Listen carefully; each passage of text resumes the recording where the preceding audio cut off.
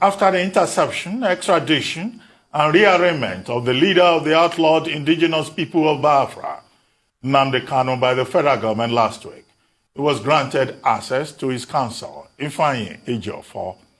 Mr. Ejiofor will now be joining us from Abuja to discuss the legal battle ahead as he seeks to defend his client against the weighty charges that have been preferred against him by the Nigerian state. Good morning, Ifeanyi Ejiofor, and welcome to the morning show. Great pleasure to have you joining us this morning. Hello. Good morning, Mr. Abati. So much. It's a pleasure meeting. It's a pleasure being in your platform this morning. Thank you so much, Mr. Abati. Thank you very much. Well, Ifeanyi Ejiofor, you are counsel to Nnamdi Kanu, and you'll be quoted in the papers saying that your client has been badly treated, not just by the Nigerian authorities, but also the Kenyan authorities involved in the entire saga. Although the government of Kenya has pleaded innocence in all of this, saying that they were not involved in any way whatsoever.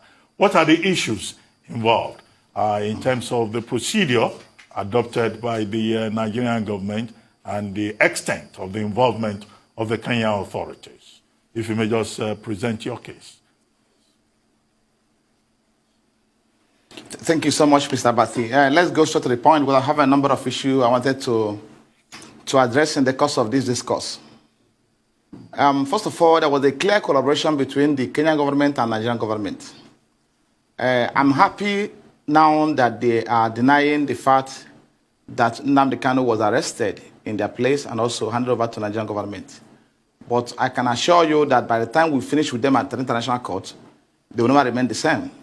What's important at this stage, and I've already made known to the world, is that he was arrested at the airport on the 19th day of June 2021. And he was taken to an unknown residence. That is a fact. He wasn't taken to a custody, and they recognized the official custody of the police over there. He was taken to an unknown residence where he was subjected to inhuman treatment. Nnamdi Kanu was tortured, maltreated, and beaten, mercilessly beaten. So these are facts within our knowledge confirmed by him to us.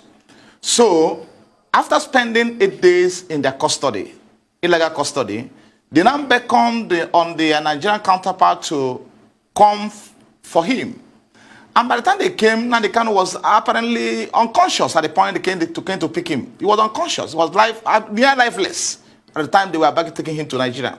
So, and consequently they brought him here. So now, to tell you the level of their conspiracy and the desperation to get him jailed at all costs by enemies. They brought him here on a Sunday, and the federal government is fully aware that I'm the lead counsel to Nnamdi Kanu. And there's a charge against him before the court, which has been subsisting has been going on. Because after invasion of his premises on the 14th of September 2017 by the Nigerian military and soldiers, who killed over 28 persons in his house, and by act of providence, he was narrowly escaped. We filed an application before the court for an inquest into what transpired in his house on the 17th of September 2017. For court to inquire as to what happened in his house, what led to his disappearance. And we are still in this process, because that is fundamental. This is a person that has expressed to the world that he's ready to come for his trial on October 14th, 2017. He wasn't planning to leave the country. He wasn't planning to run away from the trial. He was ready to come for the trial on October 14th. The matter was stated for commencement of trial. Then on September 17th, his house was invaded. So to tell you that the government was not ready at the time to prosecute him, because they have no evidence to establish even the charge preferred against him to even date. So they went after his life. Now it's compelling on the part of the court to inquire what happened to this person I granted bail. What led to his disappearance?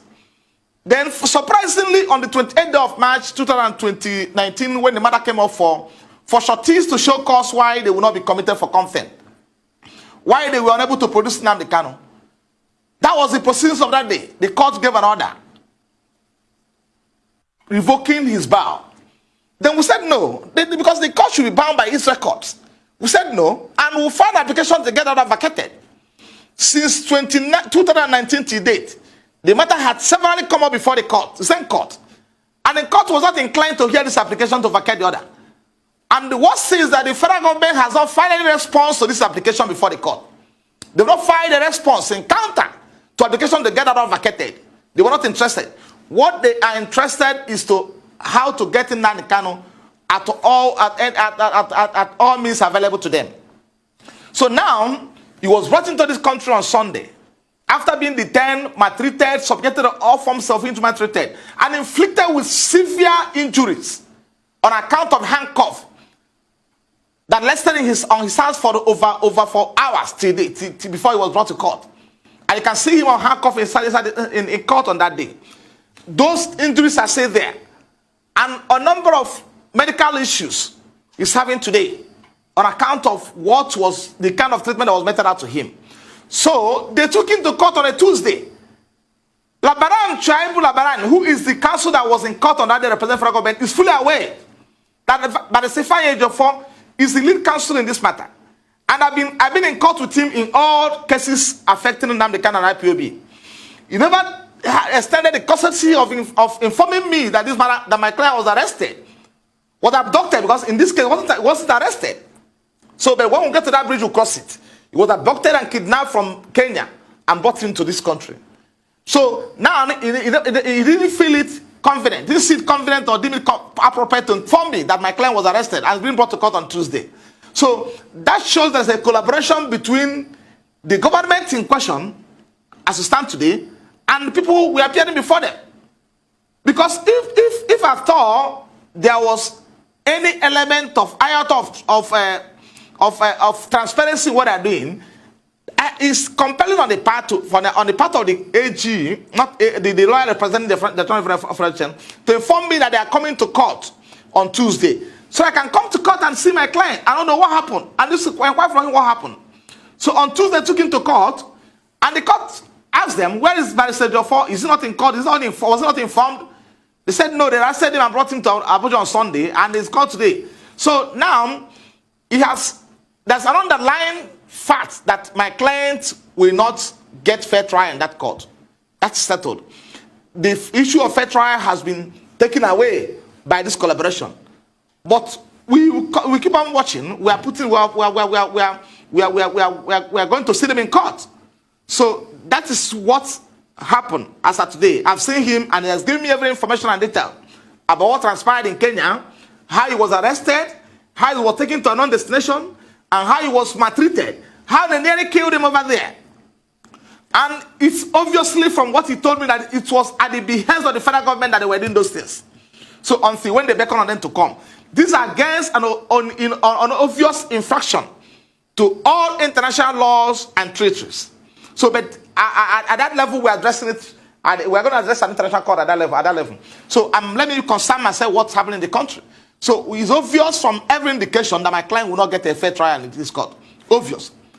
Until when the contrary is established. And now, Nnamdi Kanu was mandate in prison custody. Let me underline this fact. Long before he was granted bail, he spent over 2 years in custody before he was granted bail. The court itself is aware that he was in prison custody before he was granted bail.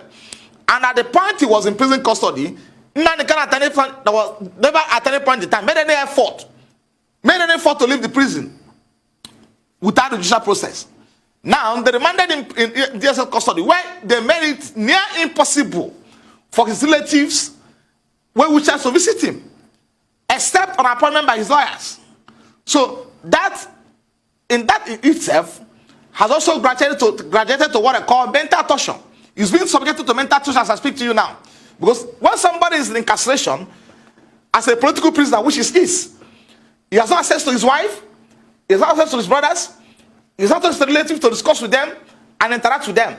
Even lawyers who are coming to see him are coming on a specific approval by the DGSSS. So it shows that he is undergoing mental torture. And it is worse still when Nnamdi Kanu is he is under a debilitating health situation. He has a medical condition that needs to be addressed as quick as possible. Because it's only a living that can face trial. So this, I can stop at this. I'll come up with a second question. Thank you.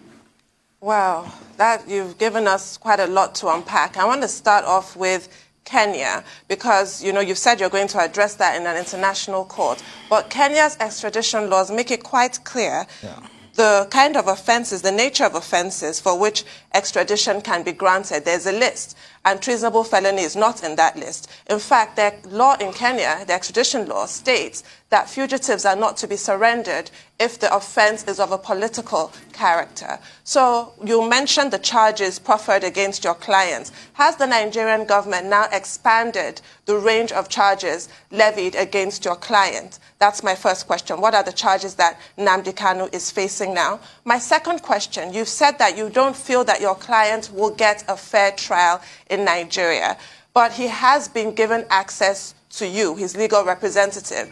What else would you need to see to convince you that a fair trial is possible, as is his right under Section 36 of the Nigerian Constitution? Thank you so much. You will recall that on the day he was taken to court, that was last week Tuesday, Nnamdi Kanu was allowed to address the court because I was not in court. I was not in court. So that enough shows you that's the problem. Nnamdi Kanu is not a lawyer. And he has no competent to address the court. He might address the court. Because if needful was done, I would have been in court to address the court. And also apply to the court that he should be remanded in prison custody.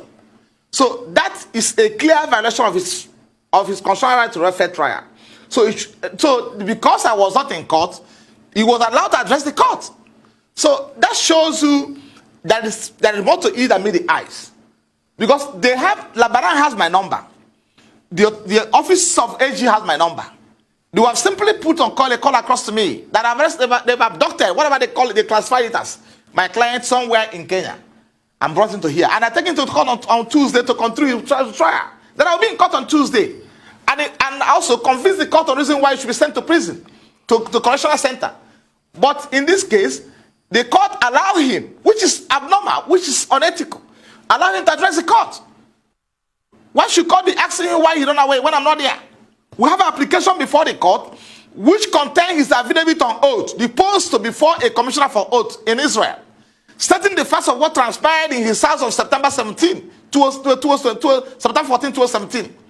How he nearly escaped death. How he was ready to come to court on 14th of October 2017 to face trial. Then this are before the court, and court never entertained it.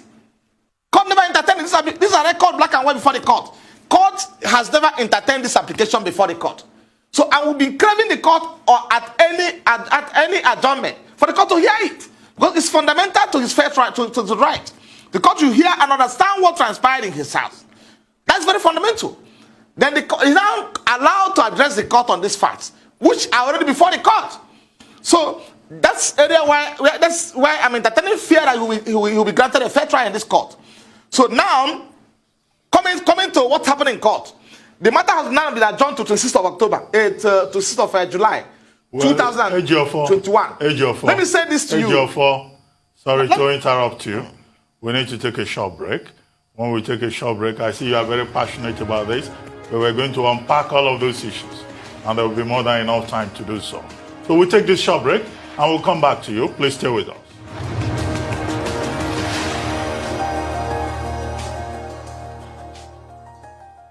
Welcome back to the morning show here on the Arise News channel. Our guest is still Ifeanyi Ejiofor, counsel to the leader of the indigenous peoples of Biafra, Nnamdi Kanu.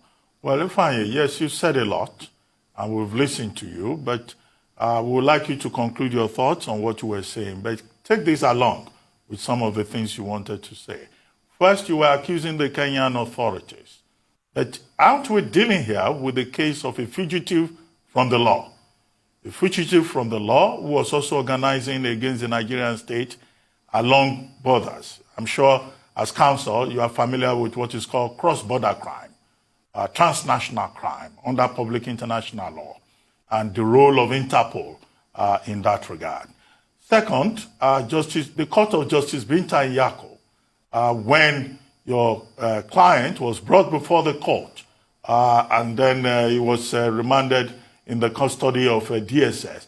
The court specifically, Justice Nyako that is, asked that you should be contacted, the counsel should be contacted. But you were saying no attempt was made to get across to you with a phone call. But I thought that the Court of Justice Nyako protected your interests by saying that going forward, when the Lordship announced the adjournment to July 26, talked about counsel for the defendant appearing in court. And you are talking about bail. You are talking about medical condition.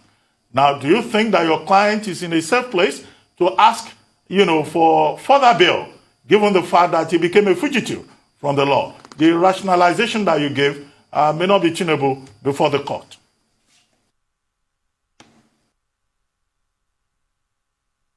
Thank you, Mr. Bathy. I respect you so much. Let me just, it's important for us to correct an impression at this stage. My client is only a fugitive in the eyes of Nigerian law or court. So the prescription of IPOB has never been endorsed by any country of the world, including any of African countries. So there's only a recognized or probably given credence by the Nigerian courts and laws. So let me address the first part. We have proceeding. We have what I call extradition proceedings. The fact that he was allegedly committed a problem or probably on a warrant to be arrested cannot stop the country from going into what they call extradition proceedings. Before it can be, his extradition can be granted by that country. And you have had it see that even the offenses he was being charged of at the time he was abducted from Kenya did not fall within the items specified under the Kenyan laws as those offenses that can be had under extradition proceedings. It's clear. So what we are saying is that it's subjective to Nigerian opinion. It's a law. It's a fugitive in Nigerian court. Why is it that no country of the world has endorsed IPOB as a terrorist organization? Because they are fully aware of my correspondence with them across the world that IPOB is a legal organization. IPOB is not a non-violent organization. And the order of the court obtained through the back door is being challenged before the Court of Appeal today. So they will allow the proceedings before the Court of Appeal to end because we filed an appeal against that order timelessly, challenging the power prosecution of IPOB. Now, the federal government took them almost a year and 8 months to respond to all applications so filed before the Court of Appeal. That notwithstanding, we still submitted to a delay. We never oppose the delay. And it's also when we have an application for stay of proceedings before the Court of Appeal. And also have an application to stop them from executing that order. So these are applications before the Court of Appeal. And they've been run away from the court. I can confirm that to you. I have documents, this is a case file. They've been run away from the court. I'll tell you when they file their respondent brief.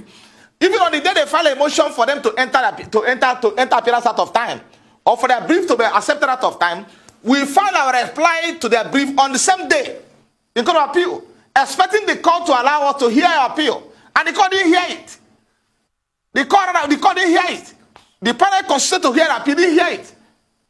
About 10 o'clock, they send a message across to us that the court will not be sitting till date.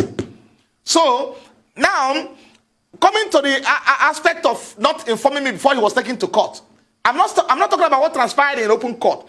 I'm talking about the duty on the prosecution, on the part of the prosecution in this case, to call me when he was arrested and inform me, because he owed me that compelling obligation to inform me and tell me that the matter is called, my client has been arrested or abducted, whatever you call it. Then he'll be taken to court on Tuesday. Then I'll be in court to address the court on some issues, not to my client allowed to be asked to address the court. So, and the court is fully aware that I was coming to court on that Tuesday. Because if you watch the proceedings that took place on that day, proceedings of the court, it never lasted for more than 10 minutes or 15 minutes. It never.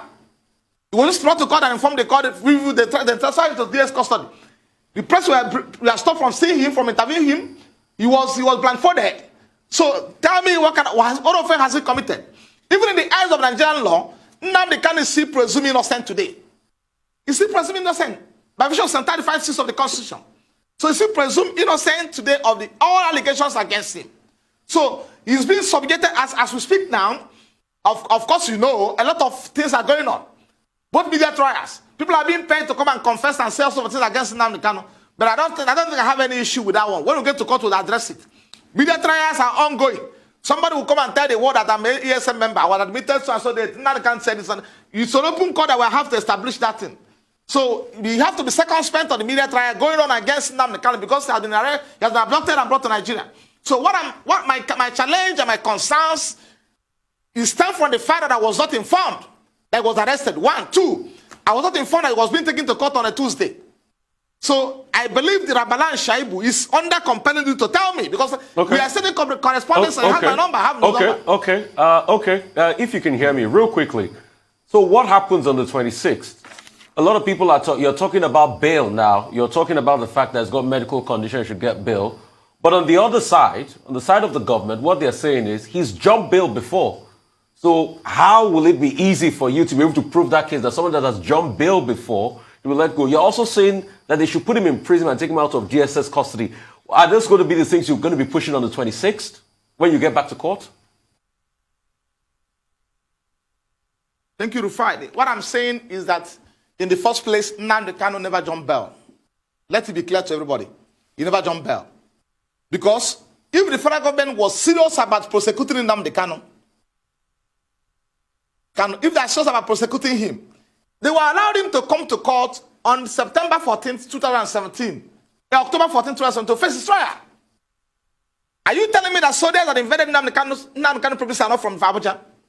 Are they acting where they acted under the instruction of someone in Abia State? The answer is no. They came from Abuja, they have the instruction of the federal government to go to his house. So and they are fully aware that Nnamdi Kanu was scheduled to be in court on October 14th. And in one of his broadcasts prior to the invasion of his premises, he told the world that he's coming to court with over 1 million members of IPOB. He informed the court of the world. So why didn't they allow him, if they have any case against him, to come to the court on October 14th? Probably at the end of the proceedings, they will arrest him. So he never jumped back. This is a person, okay, assuming without considering to the fact that they succeeded in killing him on 14th of October, on September 14th, when they invaded his premises, will we be talking about his trial today or not? The answer is no. Because it's only a living that can face trial, and nothing more. If he was abducted, they succeeded in abducting him on that day they invaded his premises and killed over 28 persons, civilians or armed civilians, then we shouldn't be talking about what they're saying today. So, but by act of providence, he will never escape being killed. So these are people who are fully aware that he was scheduled to be in court on October 14th for his trial. And in Abuja here. So why can't you wait for him to come to court if you have any case against him? So, and we have supplied the court these facts. We have supplied the court circumstances that led to his disappearance from court. We have informed the court and convincingly that Nnamdi Kanu was ready to start his trial. But for the fact that his life is under threat. So the court is under compelling obligation to listen to the applications before him. Okay. And make findings or decisions one way or the other. Right. If I may come in here. So he didn't jump bail. He wasn't to come to court. Okay, according to you, he didn't jump bail, but did he or did he not violate the bail conditions that he was given? Because you recall, the bail conditions were stringent. He was not to hold rallies or have meetings, which he did. Thank you so much, my sister. Let me say this to you, because it's important for us to inform you appropriately. And whatever I'm saying today to you today, I will furnish you with documents to that effect, black and white. Before the date slated for his trial, the federal government, acting through the Attorney General of Federation, filed an application to vacate his bail, to vacate his bail, right? On the premise that he has violated his bail condition. This application was filed in black and white and served on me. And I responded to that application because it's a matter for court to decide. We cannot at this stage, at that point in time, or probably during that period, determine when Nnamdi Kanu violates his bail condition or not. And also, I want you to appreciate the fact that I had also filed an application to validate their bail condition before they file their own.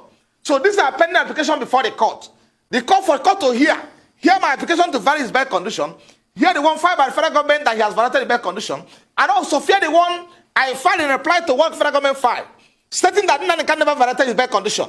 So they're supposed to hear those applications because it's under our duty to hear those applications and make decisions one way or the other. So it is not in our, it's not within our rights today to state that Nnamdi Kanu violated his bail condition at that time, point in time, because we have application before the court for the court to hear and determine. So I still maintain today that Nnamdi Kanu never violated any bail condition. Anyway, Mr. Because we have Ejiofor, application before the court to vary it. Also, Mr. Ejiofor, your point is clear. But before we go, you said you are going back to the court to do the needful. Will you define for us and for the benefit of our viewers what you mean by doing the needful? What will be your prayers before the court when you show up there on July 26th? Mr. Ruben Abati, thank you so much. What I want to say to that effect is that we have already filed, applications are going into the court today.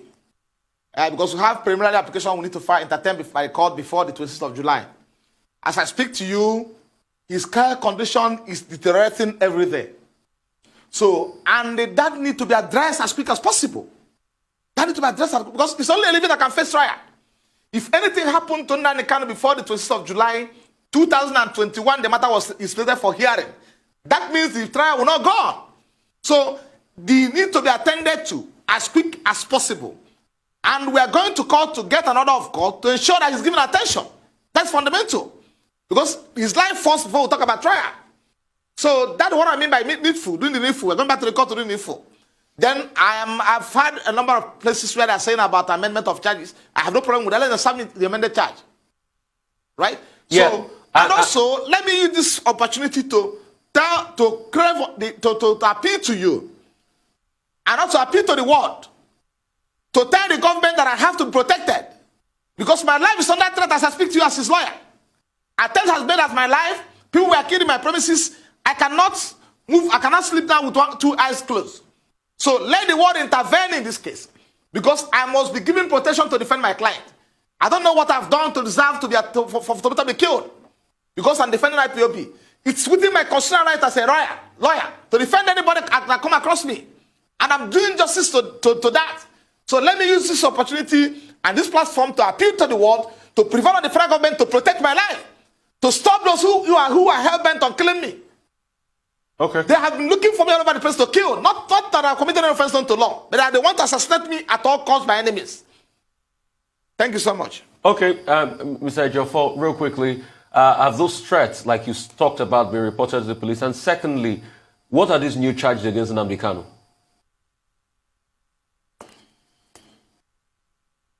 What I understand that happened is that, before Nnamdi Kanu was arraigned in 2015, we have, first of all, they started with about 3-count charge. Then subsequently after that, they filed an amended charge of 11-count charge. And we filed an objection to that charge, to the 11-count charge preferred against him. And the court struck out 8 out of that 11, remaining 3. So, and even in the court ruling, which I will make available to your people, the court made a remark that even the 3-count charge still pending against Nnamdi Kanu as Kanu, that the proof evidence before the court cannot even substantiate that charge. Cannot substantiate it because they are porous. So, but for the benefit of that, it's giving the prosecution the benefit to come forward with their witnesses to establish this charge against him. So now, what we are seeing today is that those charges, the court struck out, has been referred by the federal government. That's what we're seeing today. The charge, the federal government, the court has struck out, the 8-count charge, the court has struck out sometime in the course of the proceeding, has been referred, resurrected by the federal government again. But my brother, we have no problem. We know that Nnamdi Kanu, the whole world know he's a political prisoner. So we know he's a political prisoner, and we are going to impanel a 45 legal team for him. And in court, we resolve every aspect of the items of the charge they are bringing before the court. We are not running away from the court. We believe in judicial process.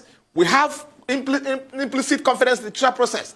So, but when things are going wrong, I will inform the world, because I must be alive to my duties. I mean, what are these charges? You've not specifically, stated these charges so that the world can know. These these charges that have been brought back, like you said, what are these charges? It's an old charges. I may not be able to rephrase offhand. Has to do with the possession of illegal equipment belonging to unlawful society. And recall that at the point they filed this charge, they charge him with belonging to unlawful society. IPOB has not been prescribed at that time. And the court stated in his ruling that IPOB at the time is not an unlawful society. So on the strength of that order, they stop arresting IPOB members when they come to court. So, and to make things easy for them, they went back to the court. And without an knowledge, obtain an order to prescribe IPOB, which are challenging before the Court of Appeal today. So, these are charges they filed, belonging to protection of materials, and also what I call it, other offenses that will not be stated up front. I don't think the issue is about the 11-count charge. Those ones are in the public domain. Recently, we were told that the government is going to amend the charges, add more charges, including murder charges. Now, have you been informed? Have you been apprised of that? Because, previously, the biggest charge was treasonable felony, which carries the maximum of life imprisonment. But if murder charges are going to be added, then that's a capital offense. That will carry the death penalty. So are you aware of this amendment, of these additional charges? Have you been informed ahead? And as for Kenya, that you've been talking about, the High Commissioner of Kenya to Nigeria insists that, in fact, it's derogatory, it's insulting, it's malicious, and it's defamatory of the person of the President of Kenya for anybody to suggest that Kenya was involved in any other way. And that was why I asked you the question about trans-border crime, transnational crime, cross-border crime, and whether, in fact, what we're dealing with here is Interpol working directly with the Nigerian government. Okay, Mr. Abati, for the benefit of that, let me just spare some time and address you on this point. I wanted not to say it, but let me just say for the benefit of that, for the power to know. When Nnamdi Kanu was arrested, was abducted in Kenya by the Kenya police force at airport, he was primarily accused by the people that arrested him of committing treason offense on their country. And at the point in time, they were apparently or presupposedly acting under the impression that they don't know the person they're dealing with. So now the game changed when they took him to a place other than the police station or any of the approved official detention facility of the Kenya government. They took him there and started maltreating him. So they were discussing with him, interrogating him on the basis that he has committed offense against the Kenyan government. So I am telling you what I have with me, the impeccable facts I have with me. And I have every evidence to establish that in the course of time. Because when we get to that international court, the Kenyan government will come to defend themselves. We'll have facts, information, documents to show what happened to him and where it happened. So, and when they became convinced after 8 days of maltreating him, torturing him, subjecting him to all forms of inhuman treatment, that Nnamdi Kanu never committed any offense unto law in Kenya, a British citizen for that matter. Then they ran back on because it's a collaborative something. It's like there was a conspiracy in the first place. So because they know probably he has meetings, he will be attending a meeting in Kenya. So they have that intel. So they ran back on the Nigerian government to come and pick him without due process of law being adhered to. So if he has committed any offense unto law over there, remember he's a British citizen, they were subjected to extradition proceedings. So this took place in Kenya. And we have the facts, we have documents to show to the international community and in the fullness of time. As I speak to you, I've written to foreign government. His attorney in overseas are taking up the matter over there. So they're being smart by half for denying the fact that Nnamdi Kanu was never arrested in Kenya. Let them go to court. We're already in court with them. They're taking them to court anymore for now on what transpired in Kenya. That he was abducted, taken to non-residence, maltreated, beaten mercilessly, tortured. So even as a matter of fact, when the Nigerian counterpart came, they became scared of the fact that Nnamdi Kanu might have died in their, may have died in their hide if they didn't conduct proper examination, medical examination. That was when they took him to a hospital in Nairobi and confirmed what his medical situation. So as I kept on to emphasize that his medical condition is deteriorating every day. And I'm telling the world that it is better for him to be given medical attention than to die before the date of the hearing. Because, and if anything happens to him today, he's today before the Nigerian court. He's stay before the Nigerian court, in Nigerian custody. Nigerian government will be held responsible. So they should take him to, they should allow his medical expert to visit him and give him attention. Well, and also face his trial. We're not against the trial. Let go on. Yeah, look, I get the impression when you keep referring to British citizenship in Kanu's case, as if British citizenship is superior to Nigerian citizenship. Is that the case? And I still ask you about those additional charges. Have you been informed about what those additional charges are at this point? Thank you so much. Mr. Batty, there was no, as I speak to you, there's no additional charges against Nnamdi Kanu. So it's being speculated over the media. I will be in a position to confirm to you that the federal government has amended the charges preferred against him to include charge of case of murder. And you see, one thing, we operate accusatory system of government. So let them come to court and establish whatever crime he committed. I have no problem with that. Prefer a charge of any magnitude, I have no problem. It's one thing to say somebody committed an offense, then another thing to establish the items, ingredients of those offenses before the court. But so as I speak to you, I've not been served with any amended charge against him. I've not been informed that they filed a charge against him before the Federal High Court. So right. What you are hearing over the social media are mere speculative, as I can confirm that to you. Right, Mr. Ejiofor, you know the binding effect of legal precedent. So I want to remind you of Asari Dokubo and the Federal Republic of Nigeria, where the court upheld the corporate existence of Nigeria as indivisible, indissoluble, a harmonious sovereign state, such that the rights of the individuals are suspended when it comes to national security. What is your comment on that ratio in the context of Nnamdi Kanu's case? The Asari Dokubo's case has to do, what they are relying to, has to do, you know, it has to do with application for his bail, when application for his bail was made. And that was the ground upon which the court said they cannot grant him bail. So, but in this case, we have not made an application for his bail in this instance. We are talking about his health condition. And I am not saying that you leave him to go and attend to himself. I want to attend to medical challenges. What I'm saying, in effect, is that they should allow his experts. He has medical doctors who will come and attend to him where he is. Then we will not go back to court. So we're not started applying for bail now before the court.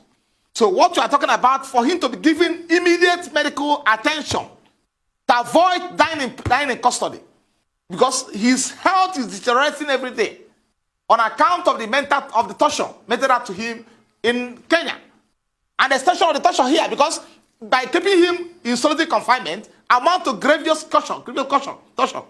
So when we get to the bridge on the cases you cited, we'll cross it. I have no problem. We've been in the matter since 2015, and I can assure you the federal government have no evidence to establish any case against Nnamdi Kanu. Okay. As a matter of fact, real quickly, interesting turn, Barrister Ejiofor. You talked about him being taken to a hospital in Kenya, and you said there was a medical report out of there. Is there anything we need to know as regards that? Because now you are saying that same medical report is based on what you're talking about, that is ill health, and that's why you're asking for a bail, or you want his experts, a medical expert, to come see him. Is there anything we need to know about that medical report out of Kenya? What I'm saying is that the medical report in Kenya is where he was examined, briefly examined before being brought to Nigeria, is clear. And we are pursuing it over there. So let me hope that Kenyan government will not also compromise in this regard, because we have records to that effect. So, but what I'm saying is that Nnamdi Kanu health condition is in a terrible state. So, and we are appealing to the government of the state the government of the Nigerian government, to allow his medical doctors to examine him where he's being kept. So I don't want to go into the details of what is contained in his medical report now. So, but in the course of time, you will get to hear all. But I've told you as a lawyer, as his lawyer, whom he has narrated everything to, the circumstance that led to his arrest, what was done to him, and also where he was kept. Terrible environment he was kept for 8 days before being brought to Nigeria. So we have those facts with us, and other compelling evidence we may not like to make public now at this stage, until when we get to that bridge. So what I'm saying is for them to allow his medical expert to examine him and give him attention now. Because we don't have no confidence in the system where he's being kept. We've run out of time, but I still recall that you didn't answer that question about whether being a British citizen is superior to being a Nigerian citizen, and whether Nnamdi Kanu is no longer a Nigerian citizen, and whether a British citizen can do as he wishes within Nigerian territory. But in any case, we'll leave that hanging. Thank you very much for joining us on The Morning Show.